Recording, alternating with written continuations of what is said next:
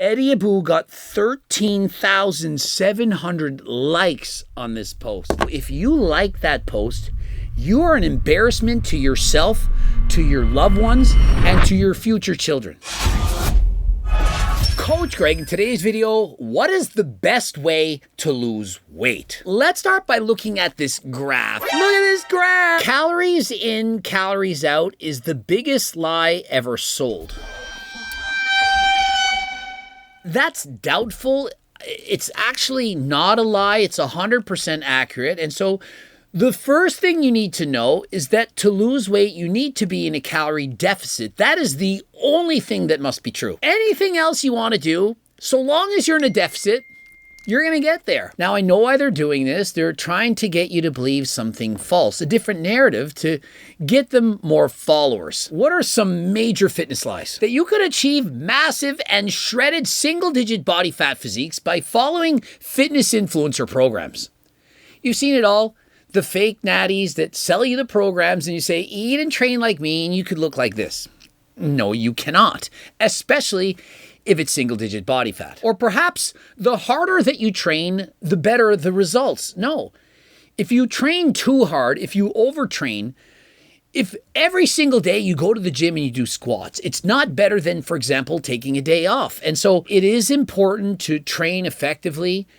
And to the same extent, you don't just stop eating if your goal is to lose weight. And so the more you lose weight, it isn't actually the better. A huge fitness myth that you should be losing, for example, 5 pounds a week. And then if you're not trying hard enough, that you're not eating few enough calories, you're not doing enough cardio. None of that is true. The slower you lose weight, the better. And so if you're on a fitness journey, the longer it takes you to reach that goal, the better it is for you because you're more likely to keep that weight off. And so it's like that famous cartoon, the tortoise versus the hare. The slower you are to get there, the better. And so if you're taking a long time, don't worry about it. Don't stress. If it takes years to get the weight off, you're more likely to keep it off. Your friend, for example, he might lose all kinds of weight in 3 months, but they've lost all of their muscle, their metabolism is in the toilet, and eventually they're going to regain all the weight and more. Another sign, are you really going to count calories until you're 90 years of age? Here's the thing, if your goal is to lose weight, you don't have to actually count any calories at all, ever. But it doesn't mean that you shouldn't. And so this is what I recommend that you do. You read the labels. For example, you have a Kaiko bar. Each bar, 230 calories, 20 grams of protein. That gives you an indication of whether you want to eat it or not. If it said 500 calories and 40 grams of fat, would you want to eat it? Well, the answer is if you still do, then eat it. It's all about knowing the calories in the foods that you're eating. And so you don't have to track every single calorie, but you should know the calories in the foods that you're eating. And so before you eat that cheesecake, the ice cream, the burgers, the fries, the chips, please look at the back of the label and figure out the calories in what you're eating at least once so that you have an idea.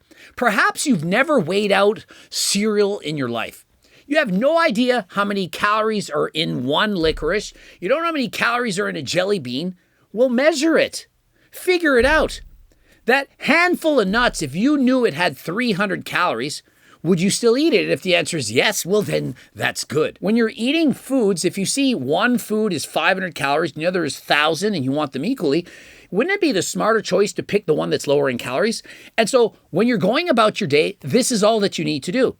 You become aware and informed and educated on the calories in the foods that you're eating. And based on that, you decide whether you're going to eat it or not. Just before recording this video, I had a little chocolate bar. I didn't care that it had 120 calories because I can handle it. But if I was obese and I was trying to lose weight and that chocolate bar had 500 calories, I may be thinking, well, that's a lot of calories. In comparison, this lower calorie Seco bar, it only has 230. And so I'm going to make the smart and educated choice. I'm going to eat the Seco bar.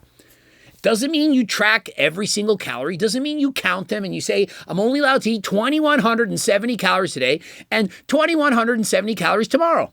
You just eat. Rather than tracking calories until you're 90, you do this. You become educated on the foods that you're eating. You know how many calories are in the majority of foods that you're eating. And all you do is you weigh yourself every morning, 5 days a week, preferably. You don't have to weigh yourself every single day. And you take that median weight, the middle number. You write it down. Perhaps you're 190. Your goal is to get down 150. If in the next week you're 189 pounds, you keep doing what you're doing. You don't need to keep tracking calories. You just go about your day. You say, oh, I'm going to make smart choices. I watched Coach Greg's video. I'm going to eat the Sequel bar instead of the chocolate bar. I'm going to have lower calorie ice cream. I'm going to have leaner cuts of meat. I'm going to eat more fruits and vegetables. I'm going to keep going about my day. If the next week after that you're 188, you keep doing the same frigging thing until you get down to 150. Now, let's say 3 weeks go by and you haven't lost any weight. What do? Well, at this point, we know it's calories in, calories out. We learned it on step 1. Now, Abbew disagrees. He doesn't think that works. But we know that it has to work. That's the only thing that matters. And so what can you do? Well, you can do one of two things. You can decrease the amount of calories that you're consuming by making smarter choices. And so if you haven't lost weight in 3 weeks, you might be thinking, you know what? I got to just cut back a little bit. I've been eating ice cream all week or all 3 weeks. Maybe I'm only going to eat ice cream 3 days a week instead of 7. Instead of eating a chocolate bar every single day, I'm going to have it once a week. Instead of having 2 or 3 plates for supper, I'm going to have 1 or 2. It's as easy as it is. You go out for supper, instead of having the 12-inch pizza, you have a 9-inch pizza. You reduce the calories. Now, if you don't want to do that, you don't have to. You have choices, options. This life, it's so easy. Losing weight, it's so simple. You burn off more calories because it's calories in, calories out. And so if you don't reduce the calories that you're consuming, you have to burn more of them off. And so instead of doing 150 minutes of cardio a week, perhaps you do 5 hours.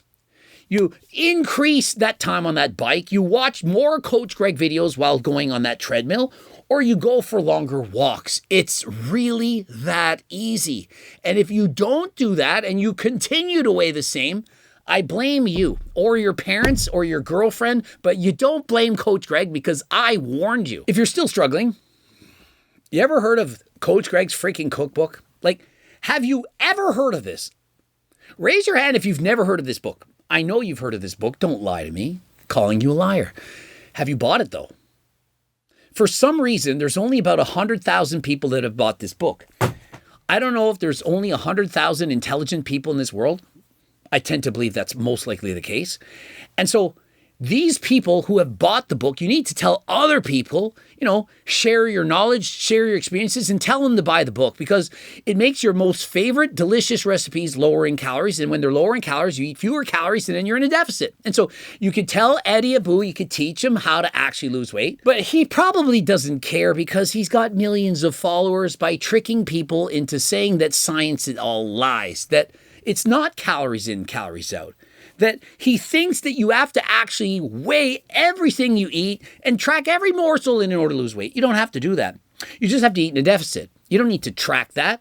But if your weight goes down, it proves you're in a deficit. Now, if your weight's going up, well, that's great if you're bulking, but if you're trying to lose weight, you're clearly eating too much and you just got to eat less. It really is that simple. Our ancestors never counted calories. So, our ancestors never took showers. They never put on deodorant. They never rode bicycles.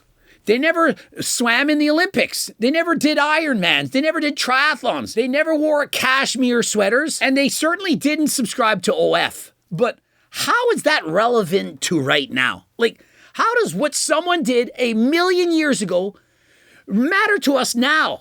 You know what our ancestors did? They didn't eat much food because it was hard to come by. Our ancestors never went to the grocery store and bought their eggs. If they got eggs, they had to steal them from some chickens down the street. And there were no streets. And so do you know what else the ancestor did in comparison to us? They walked a shit ton. They ran a lot. They were burning more calories than ever before. And so now in 2026, people are lazy. And why? Because you can. We have phones. You swipe. Rather than going for a run, you swipe on your phone and you get occupied. You get dopamine from doing nothing. And so that's why we're fat in 2026, because we move less and we eat more. It's not because we're tracking calories, for Pete's sakes. The food industry made you fat on purpose. I would change that a little bit. He's on the right track. The food industry tried to make you eat more food to make more money. They didn't necessarily make you fat on purpose. You chose to be fat by eating all of the food industry's food and not burning off those calories. Do I look like I'm fat? Do you think I eat more or less calories than you do? I'll give you a second. Yesterday, I raced for 2 hours on my bike, burnt 1,500 plus calories in that bike ride alone. And so when I eat 4,000 plus calories a day, why do you think I'm not fat? You think it's the testosterone, the 140 milligrams of HRT a week, or do you think it has more to do with the fact that I'm riding a bike for 10 plus hours a week? It's the cardio, guys. I'm moving even more than my ancestors. That's right. I move a shit ton, and therefore I burn off so many calories that the food industry can't get me fat. It can try, but I burn those calories off. And so there is a saying, you can't exercise a bad diet. Technically, it's kind of true. But in reality, if you do enough cardio, you can out-exercise a bad diet. And so if I eat as many donuts as I want, pizza, chicken nuggets, garlic fingers, fried chicken, ice cream, candies, whatever, you name it, I can eat it from morning until night, and I will never be fat. And no, it's not because I'm taking GLP Max. Has nothing to do with the Turk Builder Max or GO2 Max that improves my cardio, my strength training, and so on. And I'm not taking a GLP, which you could, of course, get by going to AlgoRx, or of course, you can get your blood work done and all kinds of other things. It can prescribe you telmisartan, whatever medications that you need, all above board, from doctors. Code Greg for your discount. And so, guys, the secret is the cardio. If you do cardio, you're going to burn calories. If you want to eat all the shit food, the junk, the crap that the food industry is making, you got to burn them off. You're not fat because you eat too much. Calories are a distraction. This proves that Eddie Abbew is an idiot. Think of it. Let's analyze that. You're not fat because you eat too much, okay? So I'm fat because I don't eat enough. I'm fat because I eat just the right amount. Or you're fat because you eat too much. Let's ask children this question. 5 and 6 years, 7-year-olds. Give them a multiple choice and say, a grown man who used to be a nurse, he says this. You're not fat because you eat too much. And so, children, you're 5. Get your kids out to see if they know this answer. Ask them, if you're fat, is it because of which of the 3? Are you fat because you don't eat enough? Because you eat the perfect amount? Or because you eat too much? Which of those is the answer? Anyone who gets this wrong is a freaking moron or a child that does not know any better. Eddie Abbew, he ain't a child, he's an adult, and so you know exactly what he is. Low-calorie food is making you fatter. Let's ask the 5 and 6-year-olds again to see if they can answer this question. Okay, ask your 5 and 6-year-olds. Ask them this. Do you think that low-calorie foods, the foods that have less calories, do you think those foods make you skinnier or fatter? Low-calorie foods, so for example, diet pop, or lean cuts of meat. Do you think that those foods are going to help you to stay lean or make you fatter? Well, considering you need to eat calories to get fat, if you eat fewer calories by having low-calorie foods, it's going to help you to lose weight. And so Eddie, again, it's sad. And so guess what, guys? You should avoid fruits. You should avoid vegetables. Those are notoriously low in calories. You should probably avoid eating fiber, low-fat dairy products, low-fat meat, chicken breasts, bad. You should eat the fattiest steaks you can, have the most fat possible in everything, and avoid fruits and vegetables because, well, they're too low in calories. If you only would trade in that apple for something that's loaded in calories, that would help you to lose weight. Because calories, this isn't a thing. The body doesn't need to be in a deficit to lose weight. And so why would you rely on a calorie deficit to help you lose weight? He's got more followers than me, people. It just goes to show that just because you have a large following, it doesn't mean you know shit. They put calories on every packet so you'd stop reading the ingredients. No, they put calories on packets because government initiatives force people so that they can't lie to you. So they can't trick you into thinking things are low in calories when they're not, to allow you to have power. The power to choose whether you want to eat something or not. And so when you look at that cheesecake that says 1,000 calories in one slice, you can say, oh my goodness, there's 1,000 calories in that little piece of cake. I'm not going to eat it. If they didn't put the label saying how many calories are in the cake, you might think, oh, it's not that bad. It's probably 300 or 400. It's nothing. That crumble cookie that has 800 calories in it that you thought only had 300 or 400, now that you see the calories on the label, you can make an educated and informed decision. And just like Eddie's pointing out, so you'd stop reading the ingredients. The reason the ingredients are also on the label is so that you can also make decisions. Oh, I don't want to eat that ingredient. I'm allergic to nuts. That's why the ingredients and the calories are listed so that you, the consumer, can make informed decisions. Does that make sense? I mean, does it take Coach Greg to say this for you to use some logic, some reasoning skills? I feel like 5-year-olds would know this. If calories worked, why are you still fat? Because you're eating too much of them, Eddie. If exercise made you healthier, why are you still unhealthy? Well, he's not exercising. He's not doing the thing. If studying made you smarter, why did you fail? Person didn't study. If practice makes perfect, why do you suck so bad? Well, I didn't actually practice. Are you getting the point here? I mean, does it really take me to point this out? Like, think of how stupid this is. A biscuit and an egg have the same calories. Do you really think they're the same? No. They just have the same calories. We all know that certain foods do different things. And so they have about the same amount of calories. Seco bar, 230 calories, 20 grams of protein. Big Turk bar, 220 calories, 1 gram of protein. Even the 5-year-old's going to tell you that this isn't going to build as much muscle as that. But guess what?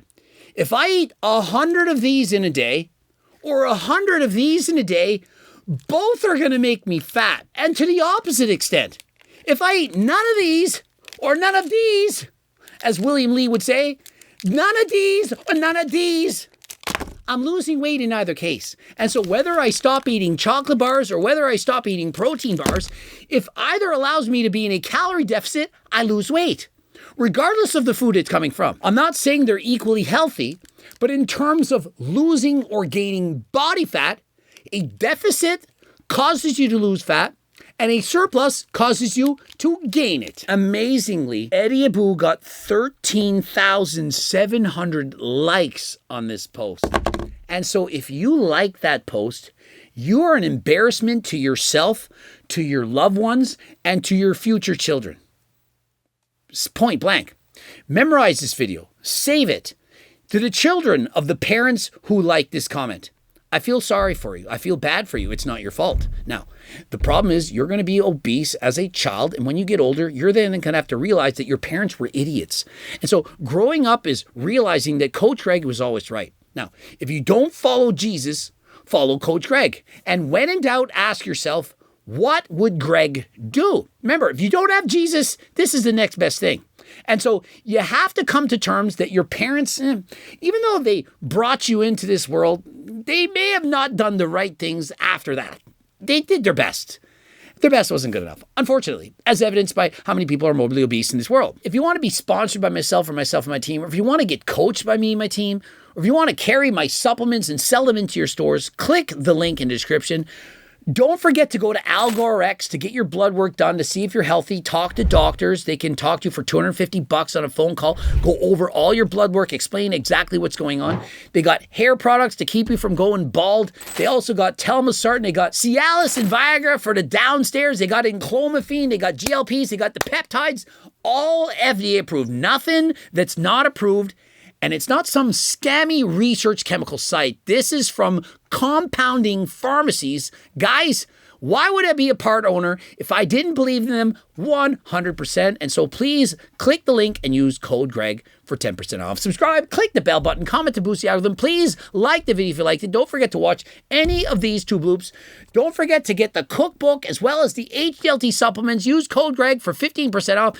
And until next time, I am out.